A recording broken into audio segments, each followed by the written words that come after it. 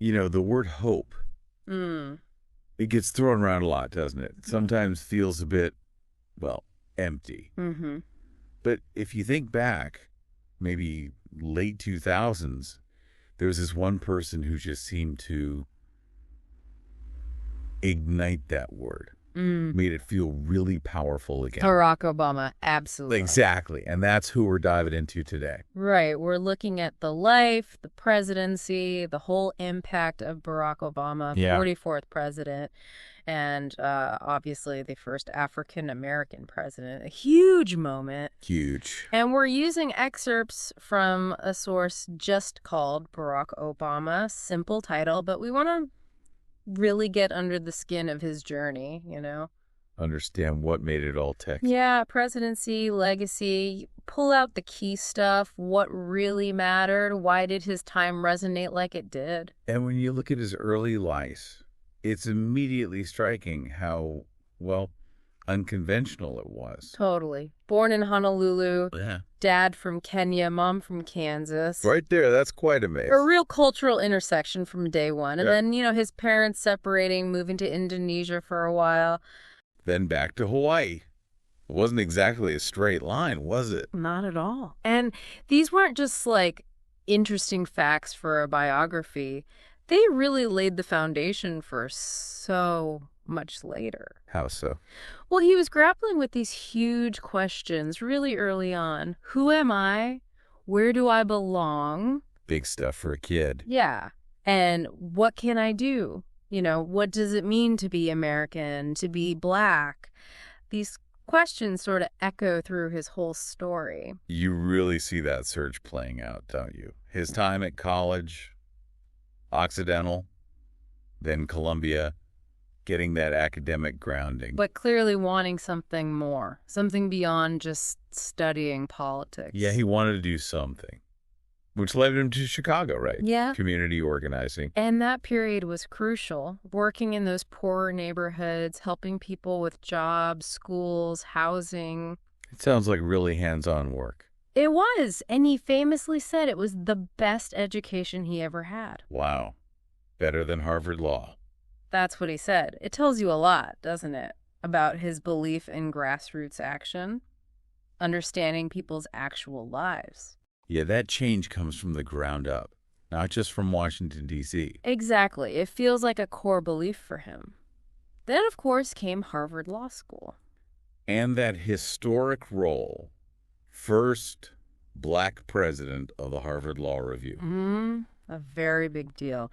Suddenly, he's getting national attention. I mean, the Law Review is incredibly prestigious. Being president, that signals serious intellect, serious leadership potential. And then back to Chicago again. Yep. Civil rights lawyer, law professor. And that's where he meets Michelle Robinson. Ah, yes. Who was actually his mentor at the law firm initially. No way, really. Yeah. And then, well, things changed. They connected, got married, started a family. Seems like that relationship was just fundamental for him, especially going into politics. Absolutely critical, you'd have to think, from Illinois State Senate, then U.S. Senate. That steady climb. Right, leading up to that massive 2008 campaign. And that slogan, yes, we can. It just captured something, didn't it? A feeling. It really did. Tapped into this desire for change, for possibility. And then the inauguration, January 20th, 2009. I remember watching it. What a day. Capitol steps. Yeah. Freezing cold, apparently. Really? But the feeling was so warm, wasn't it? All that excitement. Totally. A real sense of history being made. Yeah. And using Lincoln's Bible for the oath. Wow. The symbolism there. Huge symbolic weight. But the reality check came pretty fast. Oh, yeah. The economy. He walked right into the teeth of the Great Recession. Businesses closing, people losing jobs, banks failing. It was bad. So what did he do? Responded fast. Big economic stimulus package. Government spending on infrastructure, schools, trying to stop the bleeding with jobs. Controversial, though, right? Those things always are. Oh, yeah. Huge debate about whether it was the right size, the right approach, Keynesian economics in action, basically, injecting cash to stimulate demand. And people still argue about it. They do. And at the same time, he's tackling healthcare. Another massive issue. Millions uninsured, costs spiraling. Right. Which led to the Affordable Care Act, Obamacare, passed in 2010, trying to get more people covered, control costs, regulate insurance a bit more. And that sparked another huge political fight. Absolutely. He famously said, in the wealthiest nation on earth, no one should go broke just because they get sick. That was the driving idea. But it wasn't all just big policy, was it? The source mentions the human side. Yeah, that comes through strongly. Him connecting with families, victims of tragedy, talking to students. Those personal moments. That quote, "We are the change that we seek." What does it really mean? I think it's about individual responsibility, empowerment, not just waiting for leaders, but being part of the solution yourself. Okay, got it. And then 2011, a really major event. Osama bin Laden. Right. The SEALs operation in Pakistan. A huge moment, the culmination of this long search, and Obama addressing the nation. Justice has been done. Remember that phrase? Very definitive. It was. And alongside things like that, there was this real push on diplomacy. Trying to solve things through talking. Yeah. Leading climate change talks, working to end the wars in Iraq and Afghanistan, reopening relations with Cuba after, 50 years? That was huge. And the Nobel Peace Prize in 2009. Right, early on. For those efforts in diplomacy, cooperation. But it wasn't all smooth sailing. The source mentions challenges. Of course. Leading a country, especially one as divided as the U.S. became, there was huge political opposition. Polarization really ramped up. And some really ugly stuff, too, right? The birther conspiracy. Yeah, nasty racist attacks, false claims about where he was born. How did he handle that? The source emphasizes his calmness, his grace under pressure. Quotes like, "We can disagree without being disagreeable." Trying to keep things civil. And the truth is, we're all connected. We rise and fall together, trying to find common ground. There was that moment after the Charleston church shooting in 2015. Yeah. That was incredibly powerful. Oh, yeah. The eulogy for Reverend Pinckney, and then him just starting to sing Amazing Grace. Unforgettable. It was just raw, a moment of shared grief, but somehow also hope. Healing, maybe? So, looking back at the 8 years, how does the source sum it up? Facing huge crises, economic, wars, divisions, but also bringing, humor and heart to the White House. The basketball games and music nights. Yeah, making it feel a bit more human, perhaps, more relatable for some people. And then leaving office in 2017. Peaceful transfer of power. Staying in D.C. so Sasha could finish high school. A dad move. Totally. And that quote about democracy not requiring uniformity, needing compromise, seems pretty relevant now. Definitely.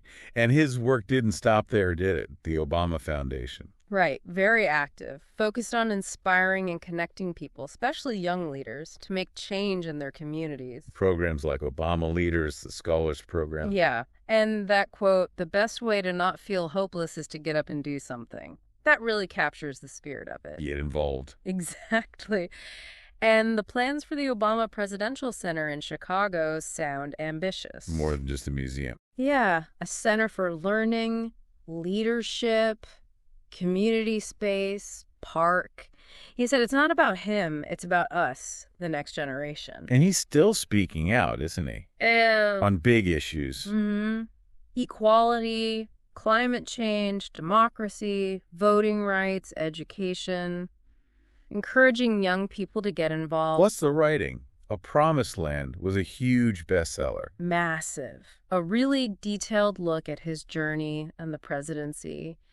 And Michelle's book, Becoming Two, huge impact. They've both got powerful stories. And now they're doing films and documentaries with Netflix, Higher Ground Productions. American Factory won an Oscar, didn't it? It did, telling stories that inspire, that foster understanding. It's another way they're staying engaged. He still seems like this calm voice in a pretty chaotic world. Yeah, focusing on listening, teaching.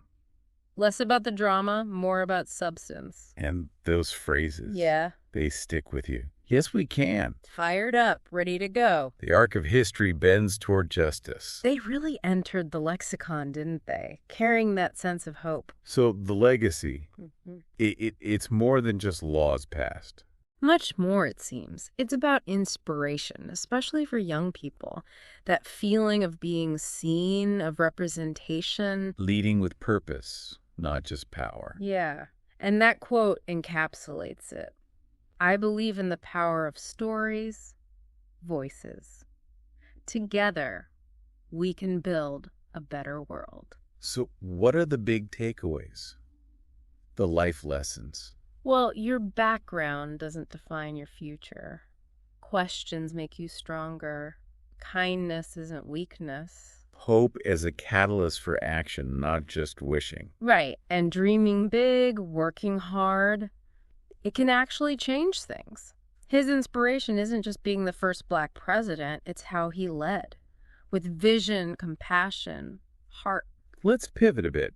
You mentioned Michelle earlier. Their relationship seems like such a core part of this story. Absolutely. The source really dives into their love story. Starts at that law firm. She's his mentor. And she wasn't keen on dating him at first. Apparently not. Had some reservations. Adds a human touch, doesn't it? Definitely. And their first date sounds so normal. Art Institute, ice cream. Simple. But Michelle said, that day, I knew he was different. Something clicked. What was the foundation, do you think? It looks like deep conversations, shared dreams, and just huge mutual respect. He admired her strength, integrity. And she admired his calmness, his love for people. Yeah, that sort of thing. And she really backed him, didn't she? When he chose community organizing, then politics. That support must have been crucial. No doubt. They got married in '92, faced the usual struggles, student loans, busy jobs. Real life. But that teamwork idea comes through again. Michelle said they were different. She was practical, he was a dreamer, but they grew stronger together. That contrast worked for them. Seems like it. And Michelle faced incredible pressure as his career took off. The scrutiny during the campaign must have been intense. But she handled it with such strength. When they go low, we go high. That phrase became iconic, didn't it? A real touchstone. And as First Lady, she really made her mark. Oh, yeah. Fighting childhood obesity, supporting education, military families became a huge inspiration, especially for young girls. And he always acknowledged her importance, right? Calling her his rock. He did. The source stresses it wasn't some fairy tale. It was real. Took trust, effort, respect. Still a team after the White House. Absolutely. Writing books, the production company, advocating for justice, still supporting each other. You see that affection. So the lesson from their story is? Maybe that real love needs patience, teamwork, friendship. It's about growing together, not being perfect. That strong partnership must have helped with raising Sasha and Malia in, the most unusual circumstances imaginable. Right. Parenting in the White House. The source gives us a peek into that. Imagine growing up there. All those rooms, the security. Your dad's the president. So surreal. But they seem determined to keep things normal-ish. Very determined. Grounded in love, discipline, good values. That was the focus. Sasha was only 7, Malia 10, when he became president. Yeah. So young. Yeah. And remember the promise of a puppy. Bo. Oh, yeah. A little symbol of normalcy. And they had rules. Making beds, homework, chores, even in the White House. Michelle's quote about them not being spoiled because she was their mother. That says it all. Firm, but loving. And Barack really tried to be present, didn't he? Breakfast with them, reading, homework help, despite everything else. And Michelle was super involved too. School events, routines, making sure they had sleepovers and stuff. Trying to give them a real childhood, she wanted them to be confident, independent, and kind. They went to a private school in D.C. Yeah, trying to balance security with letting them have real friends, a somewhat normal school life. And they really protected their privacy from the media. Which couldn't have been easy. No way. Michelle said their biggest job was raising decent, smart, and compassionate young women. That was priority one. And people really watched them grow up. They seemed to handle it incredibly well. They did. Turned into graceful, confident young women. And that family bond seems really strong still. Traveling together, supporting each other. Barack's quote about being most proud of being their dad, Yeah, that hits home. it really does. Shows his priorities. So now Sasha and Malia are adults, living more privately. Guided by those values, you assume. It just shows parenting is about being there, teaching the right things no matter where you live. Even if it's 1600 Pennsylvania Avenue. Okay, let's shift gears again. His public speaking. That was a huge part of his identity, wasn't it? Oh, absolutely crucial. His voice. It was a key tool. Inspiring, uniting, bringing that sense of hope we talked about. That 2004 convention speech really stands out. The big breakthrough moment for many people, that line, there is not a liberal America and a conservative America. There is the United States of America. It just cut through. It really did. Marked him instantly. He just had this way of connecting, didn't he?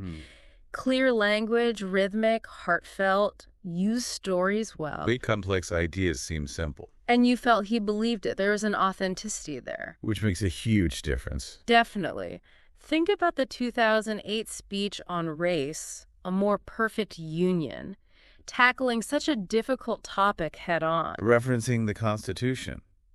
Saying improvement takes honesty and effort. It was challenging, but ultimately hopeful, not shying away from the hard stuff.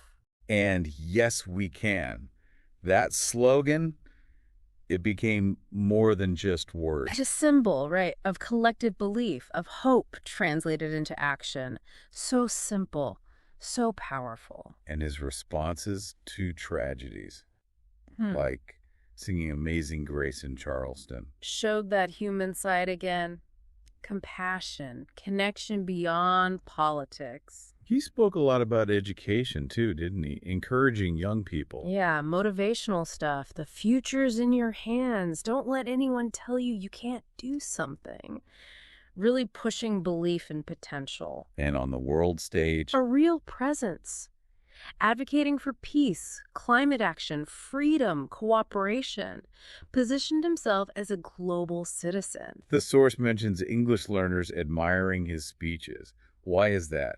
Apparently, it's the clarity. He often spoke relatively slowly, clearly, used meaningful language, shorter sentences sometimes, repetition. And the emotional delivery helped. Yeah, conveyed meaning beyond just the words. Plus, his nonverbals were effective. Pauses, expressions, body language. He knew how to use the whole package. He really understood the power of communication. Absolutely. It was central to his leadership. And that leadership wasn't just felt in the U.S., was it? He had a significant global impact. Huge. The source notes the worldwide celebration when he was elected in 2008, a real sense of global anticipation. And he actively tried to change America's image abroad. Yeah, a big effort. Focus on peace, respect, partnership. Remember the 2009 Cairo speech? Reaching out to the Muslim world for a new beginning. A significant gesture. And then winning the Nobel Peace Prize that same year for strengthening diplomacy and cooperation. His approach seemed very focused on talking things through, right? Diplomacy first. That's the picture painted. The Iran nuclear agreement in 2015 is often used as an example, trying to solve things via negotiation, even really tough security issues. And working with allies on global problems. Constantly emphasized terrorism, disease, climate change. His line was, "No nation can meet the challenges of today alone." Collaboration was key. Right. And the Paris Climate Agreement in 2015 is highlighted as a major achievement of that collaborative approach.